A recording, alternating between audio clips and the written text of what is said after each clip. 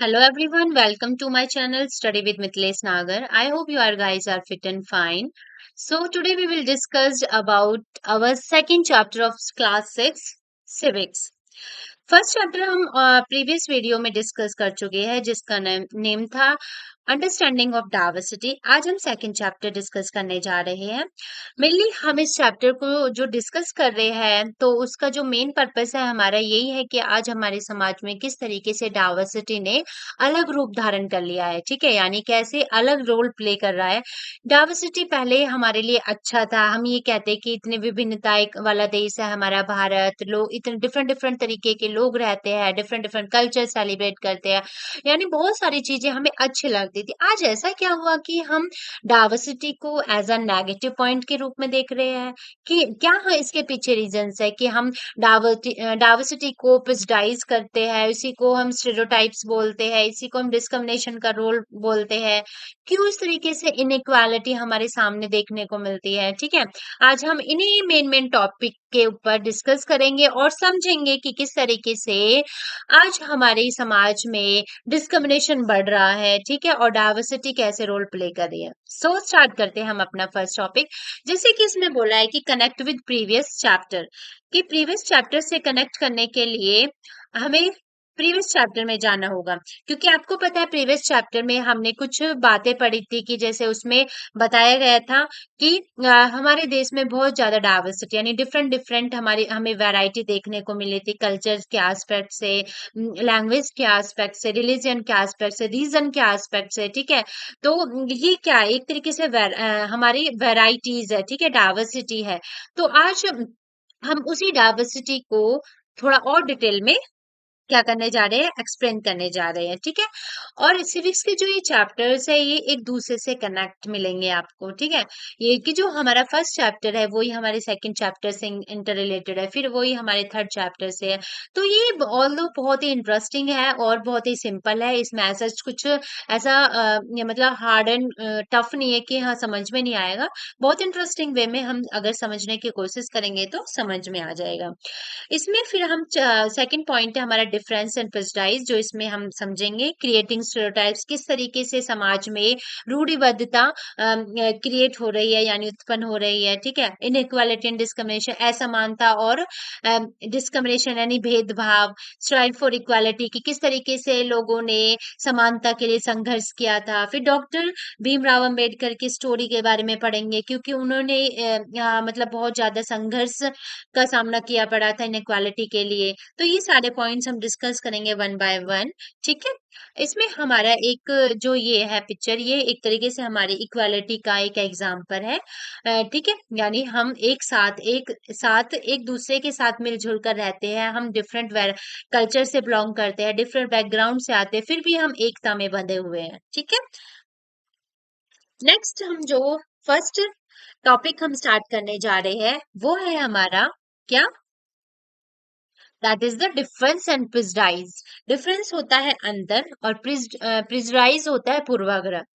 पूर्वाग्रह मीन्स किसी भी पर्सन के बारे में हम जब कोई राय बना लेते हैं, अपनी अपने माइंड में कोई राय सेट कर लेते हैं तो उसे क्या कहते हैं, पूर्वाग्रह कहते हैं, ठीक है।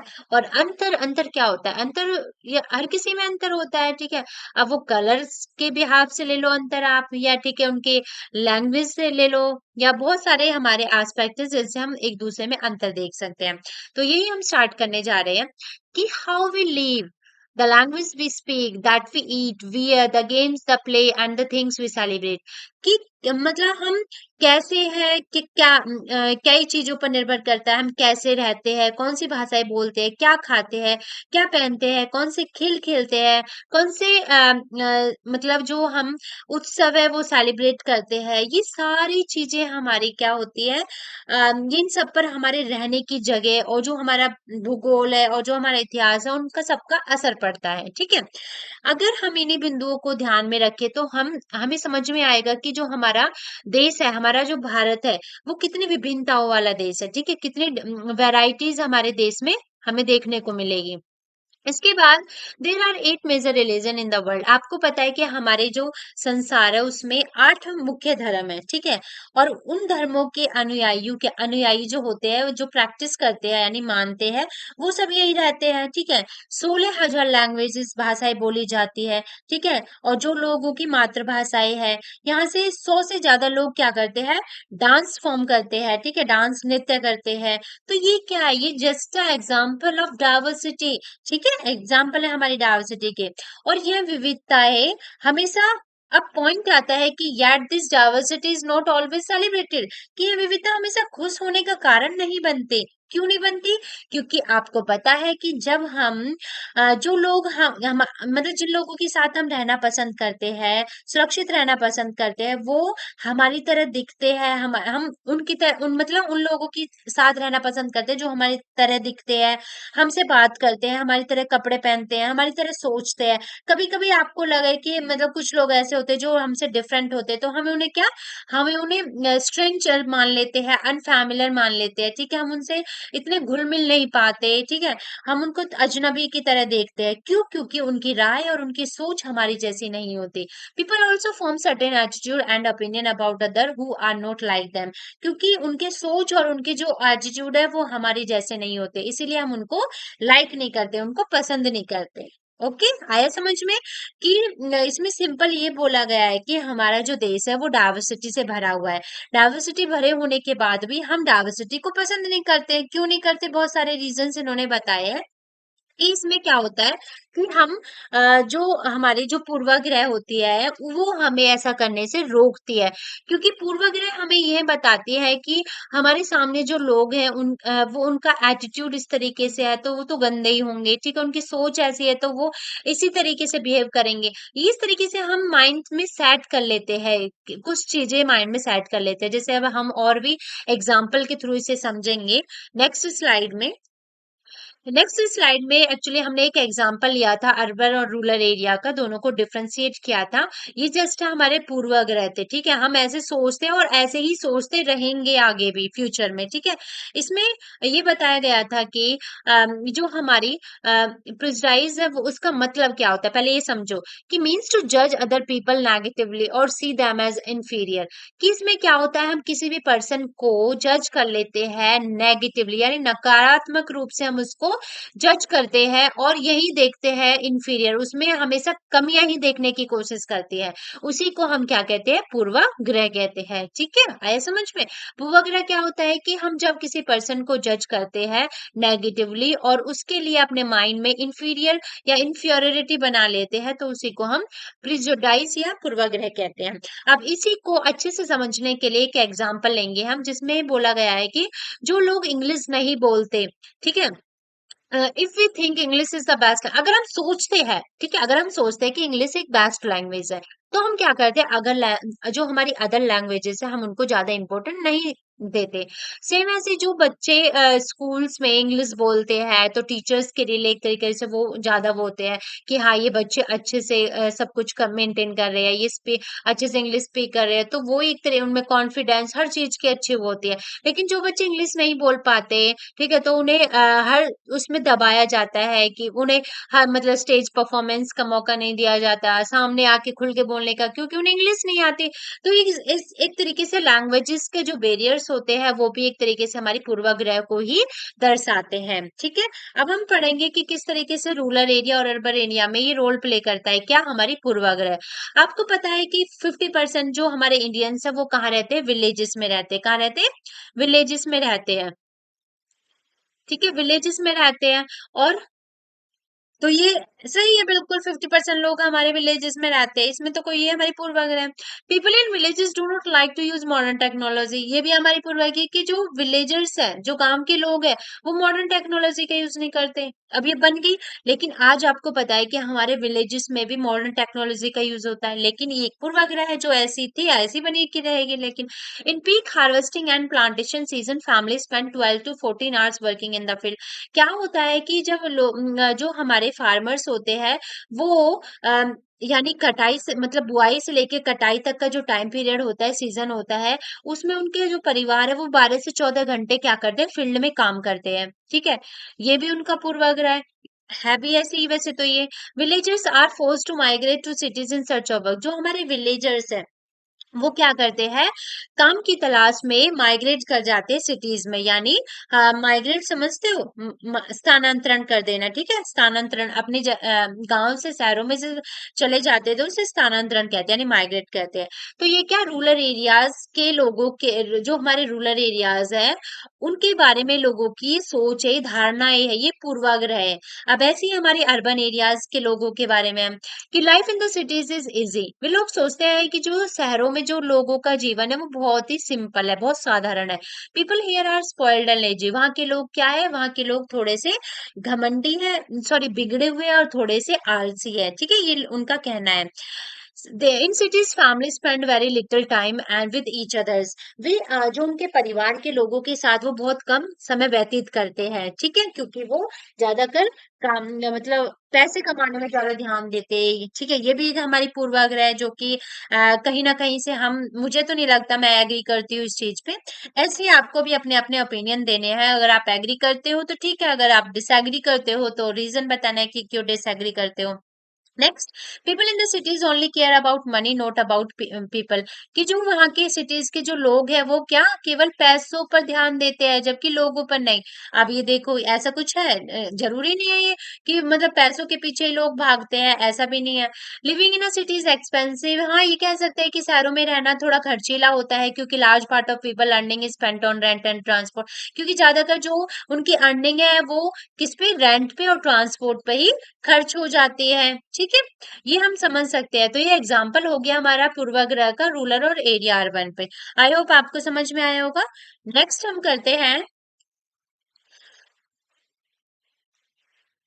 We can be precise about many things. हम बहुत सारी चीजें हैं जिन पे हम क्या कर सकते हैं, पूर्वाग्रह लगा सकते हैं। अब वो क्या क्या है, पीपल रिलीजियस बिलीव्स, उनका कलर, एक मिनट, पीपल रिलीजियस, ठीक है, उनका कलर, उनका उन कलर ऑफ देयर स्किन्स, उनका रीजंस दे कम फ्रॉम, जहां से वो आते हैं उस जगह के बारे में, ठीक है, कैसी वो स्पीक, मतलब कौन सा एसेंट यूज करते हैं वो बोलते समय, क्लोथ कैसे पहनते हैं, ये सारी चीजें क्या हमारी पूर्वाग्रह के कुछ पॉइंट्स है, चीजें हैं जिनके बारे में हम कहते हैं। कि जैसे कि आपको पता है कि कौन बहुत सारे लोग हमारे मॉमडन फैमिली से बिलोंग करते हैं, तो हम मुस्लिमों को थोड़ा सा कट्टरपंथी वाले उसमें देखते हैं, दृष्टिकोण से देखते हैं कि वो तो मतलब निर्दयी है, उनमें अंदर तो किसी के प्रति कुछ भावना ही नहीं है, वो जानवरों को ऐसे मार देते हैं। अब जरूरी नहीं है कि सारे ही मोमडन्स ऐसे हों, ठीक है, ये भी हमारी पूर्वाग्रह है। The colour of their skins, हम अपने कलर को लेके पूर्वाग्रह लगा लेते हैं कि काले लोग मतलब जो गोरे लोग होते हैं वो राज करना सीखते हैं, क्योंकि ब्रिटिशर्स ने राज किया था, तो वो चीजें हो जाती है। काले लोग अछूत होते हैं, बेकार होते हैं, ये चीजें। The reason there come from, जो मतलब रीजन यानी एरिया बताता है कि जो लोग गांव से आते हैं वो थोड़े से अनपढ़ होते हैं, गंवार होते हैं, ठीक है, ये भी एक तरीके से पूर्वाग्रह को बताते हैं। सन स्पीक, यानी कुछ लोग बिल्कुल देहात वाले इलाके से आ जाते हैं, ठीक है, जहाँ पे इतनी फैसिलिटीज नहीं होती, तो उनका जो वे ऑफ टॉकिंग है वो भी उसी तरीके से हो जाता है। क्लोथ्स दे वियर, यानी जो कपड़े वो पहनते हैं, ये मेनली हमारे किसको बताता है, ये सब हमारी पूर्वाग्रह को बताता है, ठीक है। यहीं पे हमारा जो पूर्वाग्रह वाला टॉपिक है वो खत्म हो जाता है। तो अब हम नेक्स्ट टॉपिक पे चलते हैं। नेक्स्ट टॉपिक है हमारा क्रिएटिंग स्टीरियोटाइप्स, यानी किस तरीके से हम क्या बनाते हैं, हम बनाते हैं रूढ़ि, रूढ़िबद्धता को धारणाएं बनाते हैं, जो यानी रूढ़िबद्ध धारणाएं हैं उनको बनाते हैं, ठीक है। रूढ़िबद्ध धारणाएं बनाने का पीछे हमारा क्या है, जैसे कि we start believing that each one of us must behave accordingly. आपको पता है कि हम इसमें विश्वास करते हैं कि हर कोई अपने अकॉर्डिंगली बिहेव करता है।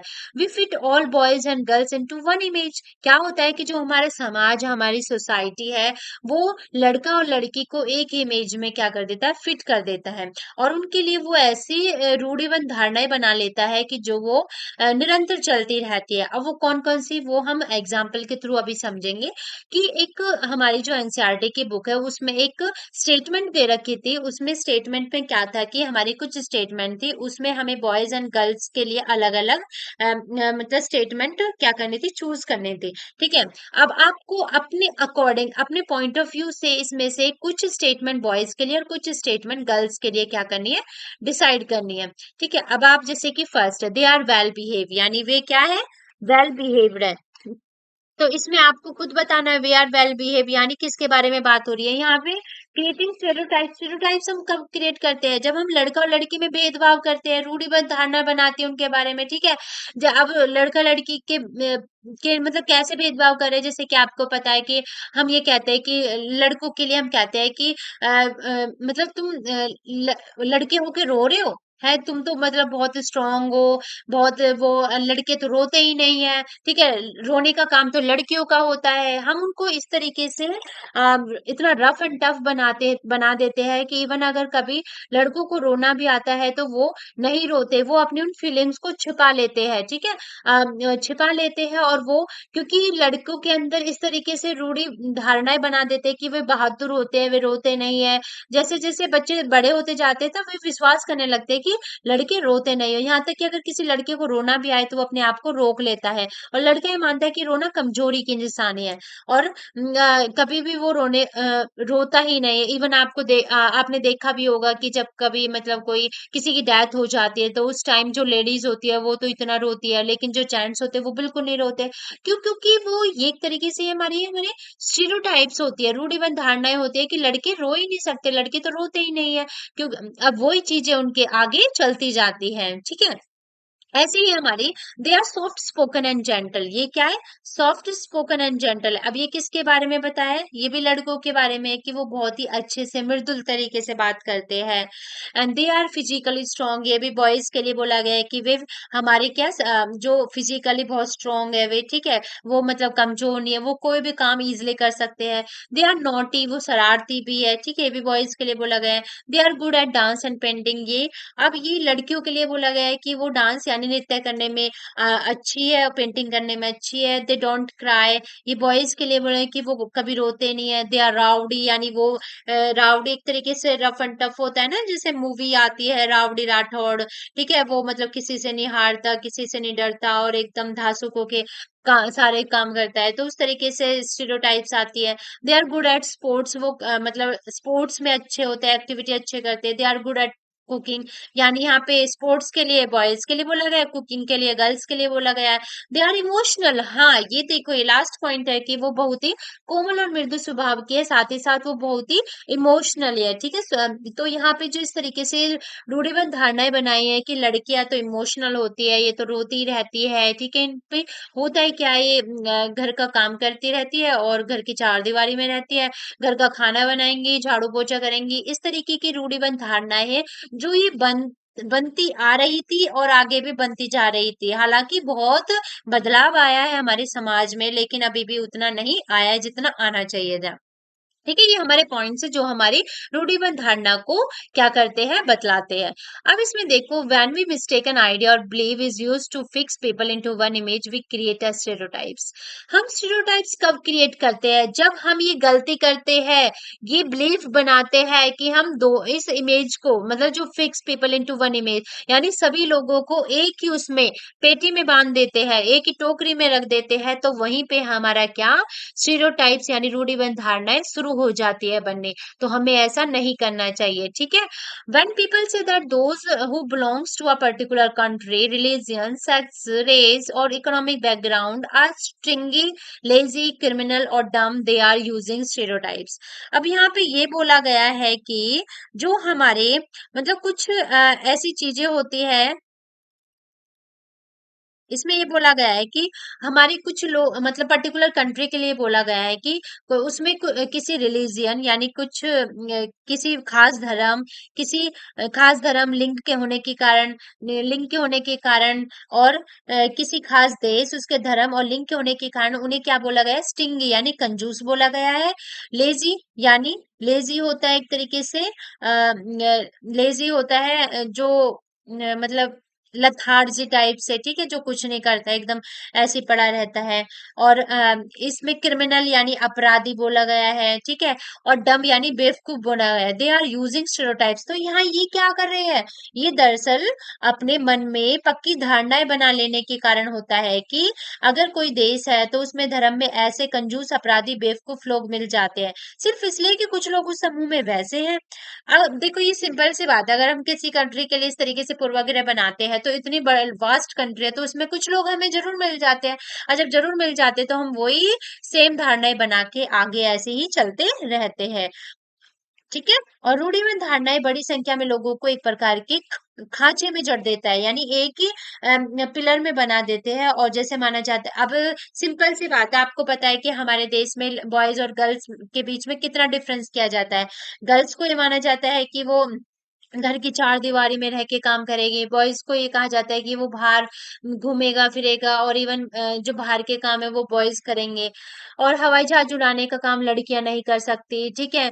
और यानी और भी जो बहुत सारे काम है वो नहीं कर सकती। क्या एक तरीके से रूढ़िबद्ध धारणा है जिन्होंने आज हमारे समाज में लड़का और लड़कियों में होने का जो भेदभाव है बहुत ज्यादा बढ़ा दिया है। आज अगर कोई लड़की अपनी रुचि के अनुसार कोई काम करना चाहती है, ठीक है, अपने सपनों को पूरा करना चाहती है, तो कहीं ना कहीं उसके पैरों में बेड़ियां बांध दी जाती है, उसे वहां से हटा दिया जाता है कि तुम्हारे लिए ये काम नहीं बने हैं, तुम ये काम नहीं कर सकते। तो आज इस तरीके से जो सिचुएशन है वो हमारी चलती आ रही है, ठीक है।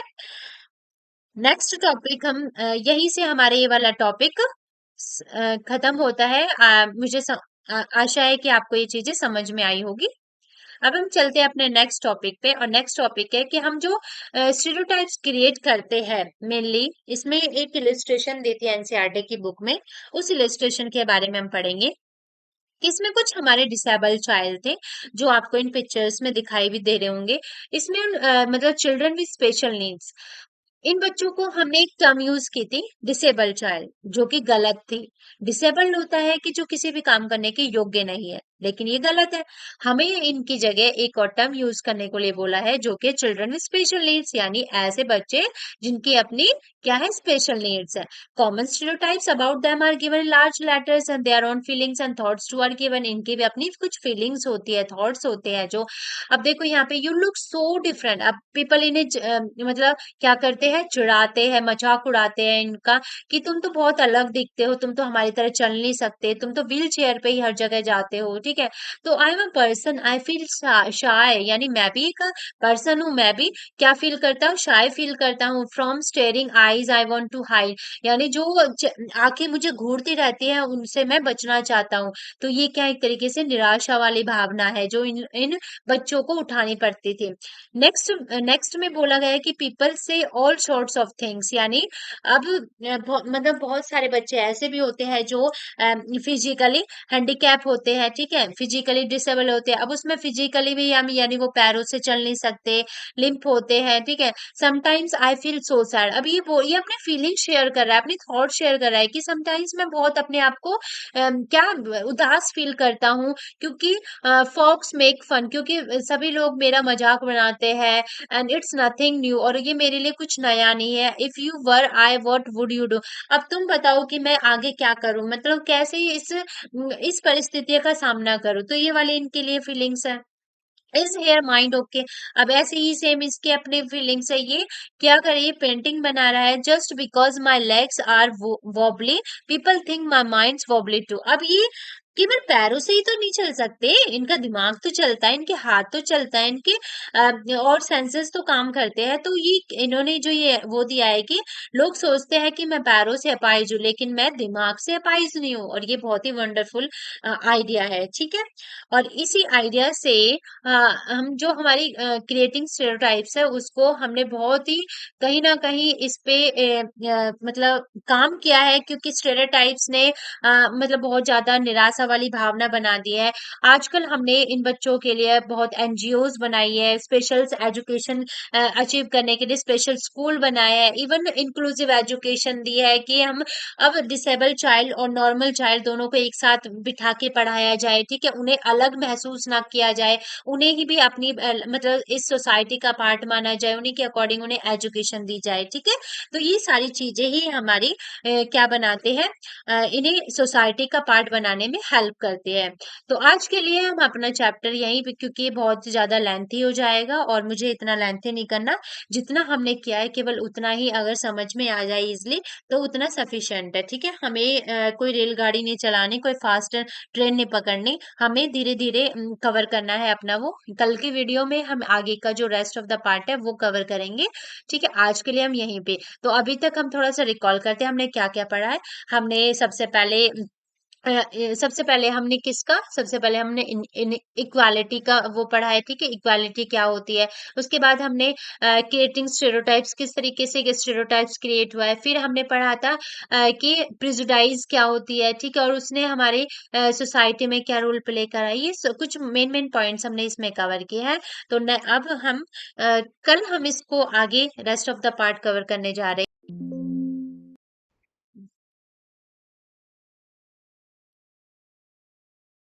तो आज के लिए यहीं पे thank you so much for your cooperation.